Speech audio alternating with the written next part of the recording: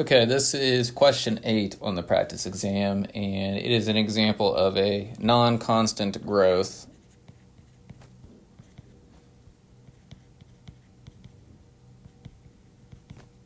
model question.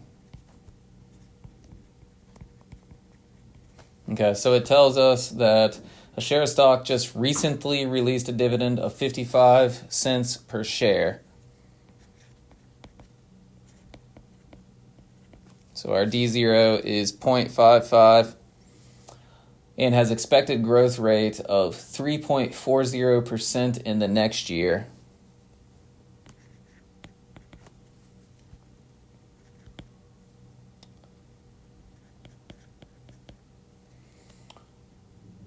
(3.5% in the second year,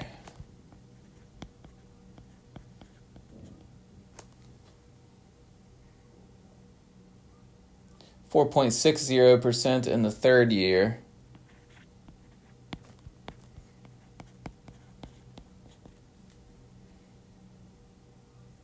and 4% in the fourth year.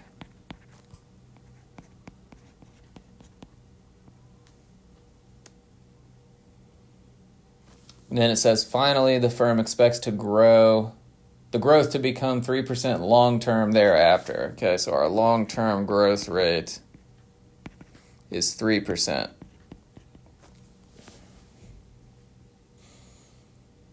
Given the expected discount rate on these bonds, it should say on these stocks, is 19.8%.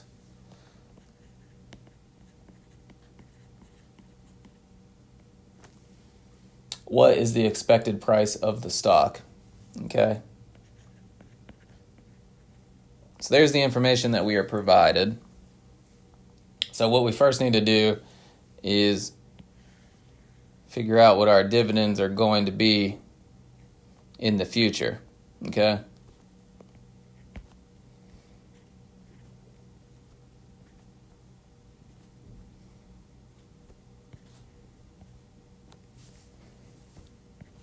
So we've got 1 year, 2 year, 3 year, 4 year, and then the dividend in year 5 is going to be the first dividend that grows at this long-term growth rate.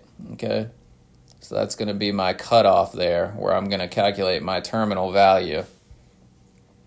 All right, so the dividend in year 1 is going to be the dividend in year 0 times 1 plus the year 1 growth rate.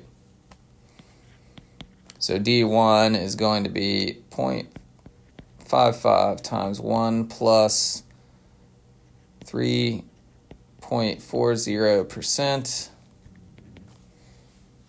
And that's going to be 0.5687.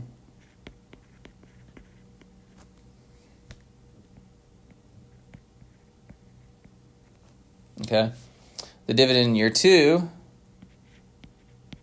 is going to be my dividend in year 1 times 1 plus the growth rate in year 2 of 3.5%. And that's going to give me a year 2 dividend of 0.5886045.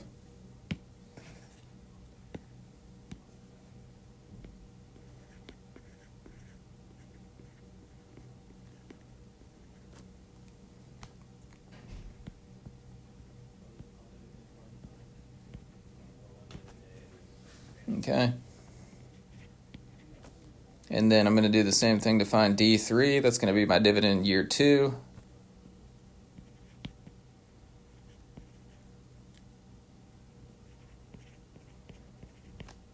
Multiplied by 1 plus the growth rate in year 3. Which is going to give me a dividend of 0.61.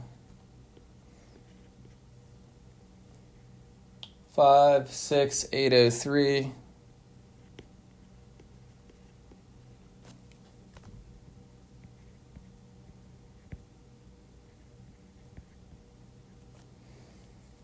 And then I'll find my year 4 dividend, which is going to be the dividend in year 3.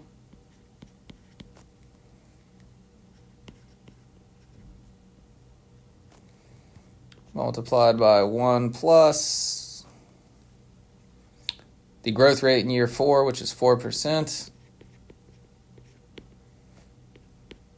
giving me a dividend in year 4 of 0.640375.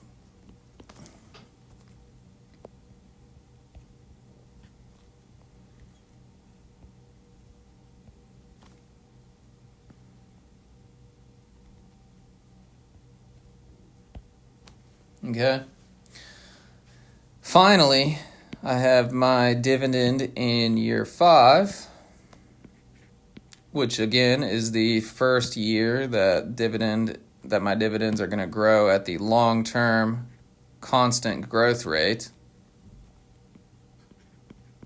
So it's 0.6403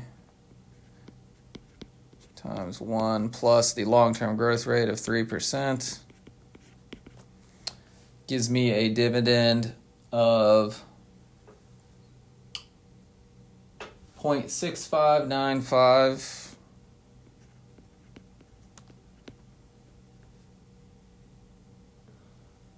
167.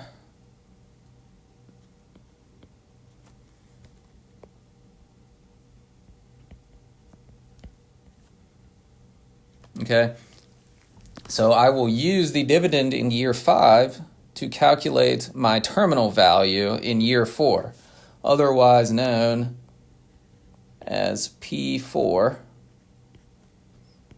So remember the constant growth model, P0 equals D1 over R minus G. Okay, we can only use that model when we have constant growth. Well, starting in year 5, we have constant growth from there on out. So I can find the value of all the dividends from year 5 into the future by finding P4. So that's 0.6595167, or the dividend in year 5 over my discount rate of 19.80%. minus my growth rate, my long-term growth rate of 3%.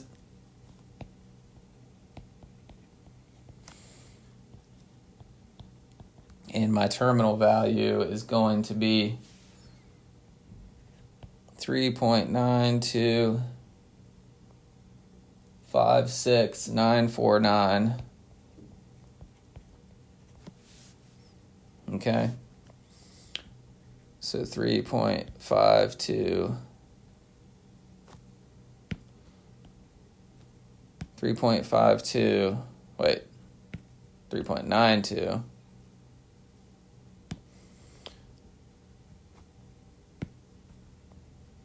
3.92, 56949. Okay. So now I have my cash flows. So I have my cash flow in year 1, year 2, year 3, and year 4. Okay. And remember, in year 4, or the year with the terminal value, I'm going to add the dividend in that year plus the terminal value to get my cash flow for that year. So that is going to be the 0.6403075, or the dividend in year 4, plus 3.9256949, which will give me 4.5660024. Okay, so remember what I need to do now that I have all that. I need to discount all of these back to the present to find the price of the stock today. Okay, so how do I do that?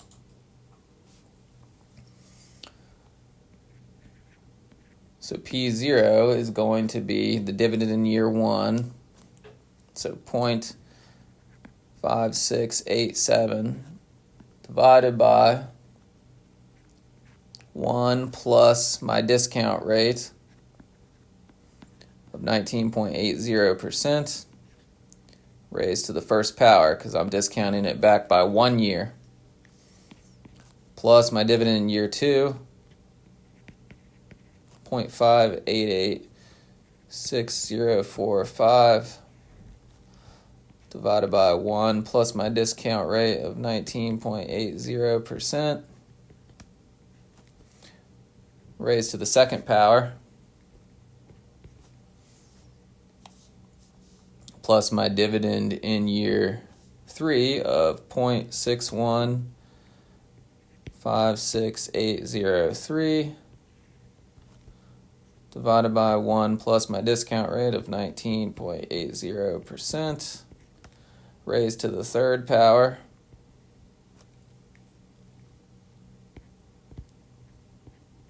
plus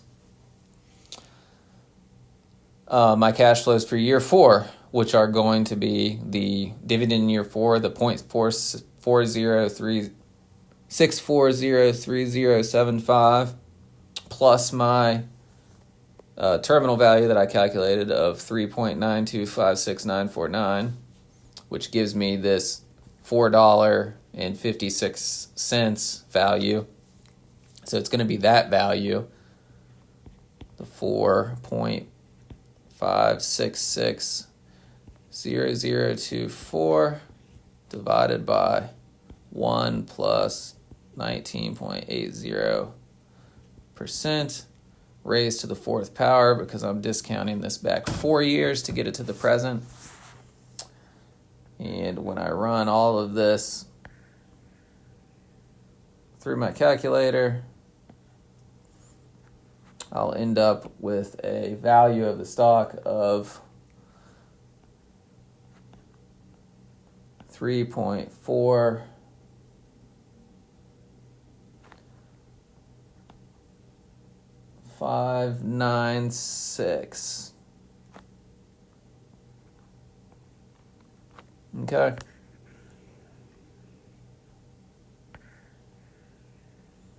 I know there are a lot of steps in there when you have 4 or 5 years to deal with, but that is a perfect example of a non-constant growth question. Okay, so what choices did the question give us? Again, this is question 8.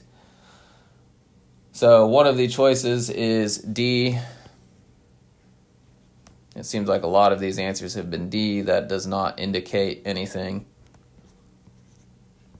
So answer D was 3.46.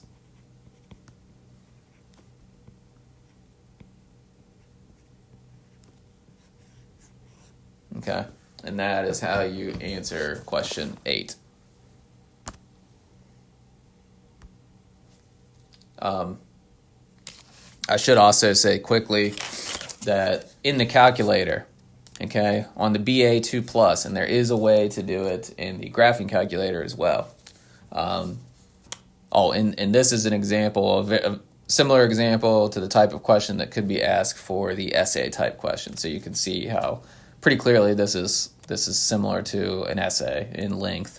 Okay, so for the calculator though, there is a button on the calculator titled CF for cash flow. Okay, if you click CF, you can actually put the cash flows for year 1, 2, 3, and 4. So the dividend in year 1, dividend in year 2, dividend in year 3, and the $4.57 value in year 4 there. You can go ahead and actually just put those values directly into the calculator. Okay, and if you put those values in the calculator, and I'm talking about the BA2 Plus, under the CF button, once you have them in there under the CF button, you can hit the NPV button and put in your discount rate, which in this case would be the 19.80%. And once you do that, you can hit enter and compute